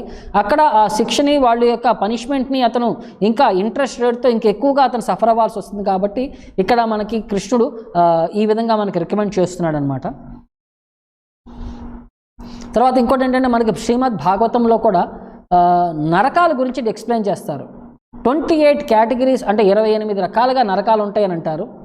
తామిశ్ర, అంధతామిశ్ర, రౌరవ, మహారౌరవ, కుంభిపాక, కాలసూత్ర, అసిపత్రవన, శూకరాముఖ, అంధకూప, క్రిమిభోజన, సందాంశ, తప్తశూర్మి, వజ్రకంటక సాల్మలి, వైతరిణి, పుయోద, ప్రాణరోధ, విశషణ, లాలాభక్ష, సారమేయాదన, ఆవిచి, అయఃపాన, క్షారకర్దమ, రక్షోగణ భోజన, శూలప్రోత, దండశూక, అవట నిరోధన, పర్యావర్తన, శుచిముఖ, ఇలా 28 రకాల నరకాలు ఉన్నాయంట. సో ఎవరు ఏ నరకానికి వెళ్తారని కూడా దానికి ఒక డిస్క్రిప్షన్ ఇస్తున్నారనమాట. ఎవరైతే పక్క వాళ్ళ యొక్క డబ్బును కానీ, వాళ్ళ యొక్క భార్యను కానీ, వాళ్ళ యొక్క ఆస్తులను కానీ దొంగతనంగా వీళ్ళు ఆక్యుపై చేస్తుంటారో అలాంటి వాళ్ళందరూ కూడా తామిశ్ర అని చెప్పి ఒక నరకానికి వెళ్తారంట. ఎవరైతే వేరే వాళ్ళ యొక్క భార్యల్ని అనుభవిస్తుంటారో, అంటే మోసం చేసి అనుభవిస్తుంటారో వేరే వాళ్ళ యొక్క భార్యల్ని, వాళ్ళు అంధ తామిశ్రాకి వెళ్తారంట. ఎవరైతే ఈ శరీరం నేను, ఈ శరీరానికి సంబంధించిన వాళ్ళందరూ నా వాళ్ళు, వాళ్ళ కోసం తప్పులు చేస్తూ ఉంటారో వాళ్ళందరూ కూడా ఈ శరీరం అంటే నా భార్యలకి పిల్లలకి వాళ్ళ యొక్క మెయింటెనెన్స్ చేసడం కోసం వేరే జీవుల్ని హింసిస్తుంటారో వాళ్ళందరూ రౌరవ అని చెప్పి ఒక నరకానికి వెళ్తుంటారనమాట. అక్కడ జంతువులు అంటే అనమాట, వీళ్ళు జీవితంలో వీడు సంహరించిన జంతువులన్నీ కూడా అక్కడ వచ్చి వాడిని చిత్రహింసలు పెడతాయంట. ఇక్కడ మనం జంతువులు ఎలా సంహరించి వాటికి చిత్రహింసలు పెట్టామో అక్కడ ఆ జంతువులు వచ్చి వాళ్ళని సంహరించే విధంగా వాడికి ఆ చిత్రహింసలు అనేవి అక్కడ చూపిస్తాయంట. ఎవరైతే జంతువుల్ని సంహరించి పక్షుల్ని సంహరించి వాటిని తింటూ ఉంటారో వాళ్ళని కుంభిపాక అని చెప్పి ఒక నరకానికి వెళ్తారంట. అక్కడ వేడివేడిగా బాండీల్లో నూనె కాగుతూ ఉంటుంది, అందులో మనల్ని వేసి మనల్ని రోస్ట్ చేస్తుంటారు, డీప్ ఫ్రై చేస్తుంటారు అన్నమాట. మనం ఎలాగ చికెన్ 65, మటన్ 95 ఏదో పేర్లు చెప్తాం చూసారా, అలాగ మనల్ని హ్యూమన్ 65, హ్యూమన్ 95 అని చెప్పి మనల్ని రోస్ట్ చేస్తారు మనల్ని అక్కడ కుంభిపాక. తర్వాత ఎవరైతే ఒక బ్రాహ్మణుని సంహరిస్తూ ఉంటాడో వాళ్ళని కాలసూత్ర అని చెప్పి నరకంలో పెడతారనమాట. అక్కడ ఏంటంటే కింద భూమి మొత్తం కూడా ఒక కాపర్ రాగితో ఉంటుందన్నమాట. అది ఎంత వేడిగా ఉంటుందంటే ఒక ఓవెన్ పైన ఉన్నట్టు ఉంటుంది అనమాట. ఒక బ్రెడ్ని మనం ఓవెన్లో పెడితే ఎలా బేక్ అయిపోతాం, మనం అలా అక్కడ శరీరం అనేది అలా బేక్ అయిపోతుంది అనమాట. అక్కడ ఎవరైతే శాస్త్రాల యొక్క ఉద్దేశాలని పాటించారో అంటే వాళ్ళ యొక్క వింసికల్గా వ్యాక్ చేస్తుంటారో వాళ్ళని అసిపత్రవన అని చెప్పి అలాంటి నరకానికి వెళ్తుంటారంట. అంటే ఒక పెద్ద చెట్టు ఉంటుంది, దాని యొక్క ఆకులన్నీ కూడా ఒక స్వర్డ్స్ లాగా ఉంటాయి అనమాట, సూదుల్లాగా ఉంటాయి. అది యొక్క గ్రావిటీ ఫోర్స్ వల్ల ఏమవుతుందంటే మనల్ని ఆ చెట్టు ఆకర్షించేస్తూ ఉంటుంది. ఆ చెట్టు యొక్క ఆ శూలాలు లాంటి ఆ ఆకుల్లో వచ్చేసరికి మనం ఆకర్షితులయ్యేసరికి ఇలా గుచ్చుకొని మన శరీరంలో నుంచి మొత్తం అవన్నీ పీర్స్ అయిపోతూ ఉంటుంది అనమాట. మనం ఎంత బయటికి వెళ్ళే కొద్దీ అంత ఫోర్స్గా మనల్ని లాగేస్తూ ఉంటుంది అనమాట. మన శరీరం మొత్తం కూడా తూట్లు పొడి చేస్తూ ఉంటుంది అనమాట ఆ చెట్టు. అసిపత్రవన అలాంటి చెట్లు అనమాట ఆ చెట్లన్నీ కూడా.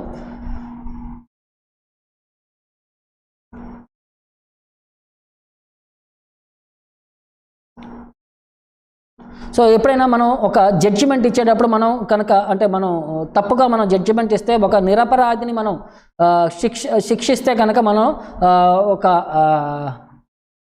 శూకరాముఖ అని చెప్పి ఒక నరకానికి వెళ్తామంట. అక్కడ మనల్ని చిత్రహింసలు పెడతారంట మనల్ని.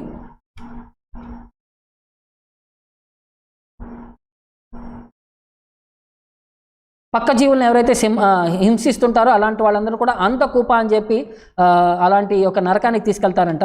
అక్కడ లైట్ ఉండదు, వాళ్ళందరూ కూడా అంటే ఒక పాడుబడ్డ బావిలో, నీళ్లు లేని బావిలో పడిపోతే వాడి యొక్క పరిస్థితి ఎలా ఉంటుంది, అలాంటి పరిస్థితి ఉంటుందంట. ఎవరైతే ఇంటికి గెస్ట్ వస్తుంటారో వాళ్ళకి భోజనం పెట్టకపోతే వాళ్ళకి క్రిమి భోజన అలాంటి ఒక నరకంలో పెడతారంట. అక్కడ మొత్తం అంటే అక్కడ పురుగులు క్రిములు అన్నీ కూడా ఉంటాయంట ఆ లోపల. అవన్నీ మనల్ని కంటిన్యూస్గా కుట్టుతూ ఉంటాయి.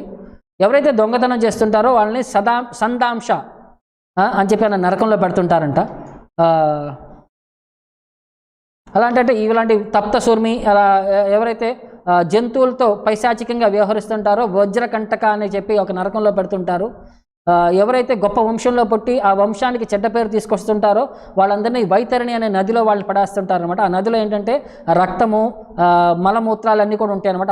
అందులో వాడు కొట్టుకొని పోతూ ఉంటాడనమాట. ఎవరైతే ఒక జంతువులాగా బతుకుతుంటాడో వాళ్ళని పుయోద అని చెప్పి ఒక నరకంలో పెడుతుంటారనమాట. ఎవరైతే జంతువుల్ని అడవికి వెళ్ళి శాంక్షన్ లేకుండా చంపుతుంటారో వాళ్ళని ప్రాణరోధ అని చెప్పి అక్కడ ఒక నరకంలో పెడతారంట. అలాగే ఇవన్నీ కూడా అంటే మనకి భాగవతంలో ఈ డీటెయిల్స్ అన్నీ కూడా మనకు వస్తుంటాయి అన్నమాట. ఇలాంటి యొక్క వ్యవహారం నుంచి మనం తప్పించుకోవాలంటే మనం యొక్క ప్రాపర్ కాన్షియస్నెస్ని మెయింటైన్ చేయగలగాలి. మన యొక్క భగవంతుడి యొక్క తత్వాన్ని మనం ప్రాక్టీస్ చేయగలిగితే ఇలాంటి వాటి యొక్క సిచ్యువేషన్స్ నుంచి మనం సేవ్ అవ్వగలమని చెప్పి మనకి ఒక ఎష్యూరెన్స్ అనేది మనకు ఉంది. సో ఇది మనకి ఇవాళ శ్రీమద్ భాగవతంలో ఇవాళ యొక్క డీటెయిల్స్ మనం అర్థం చేసుకోగలిగాము. సో దీని యొక్క కంటిన్యూషన్ డీటెయిల్స్ మనం వచ్చే సెషన్లో మనం చూద్దాము. ఈ ప్రాక్టికాలిటీ ఏంటంటే మనం భగవంతుడి యొక్క సేవలో ఉన్నప్పుడు మనం ఎలా అధిగమించగలగాలి, మన శరీరాన్ని మనం ఎలా అధిగమించి మన ఇంద్రియాలను ఎలా కంట్రోల్ చేసుకోగని వాటి నుంచి వచ్చే ఆ ఇంపాక్ట్ని, వాటి యొక్క రిపల్షన్స్ని మనం ఎలా తట్టుకొని మనం ఒక ప్రాపర్ మనస్తత్వంలో వాటిని ఎలా యూటిలైజ్ చేయగలిగితే మనం ఒక మంచి ఆధ్యాత్మికమైన ఆధ్యాత్మికమైన జీవనాన్ని మనం సాగించగలం. లేకపోతే మనం భౌతికంగా మనం బందీ అయిపోతాము. ఈ శరీరం యొక్క బందీ అయిపోయి మన యొక్క ఫ్యూచర్ లైఫ్ని మనం ఆధ్యాత్మిక జీవనాన్ని మనం ఒక డిస్టర్బెన్స్లో మనం ప్లేస్ చేసుకుంటామని చెప్పి మనం అర్థం చేసుకున్నాం. సో ఇది మన యొక్క ఇవాళ యొక్క ఈ సెషన్ని మనకి ఎవరు కూడా క్వశ్చన్స్ ప్రజెంట్ చేయలేరు. So thank you very much.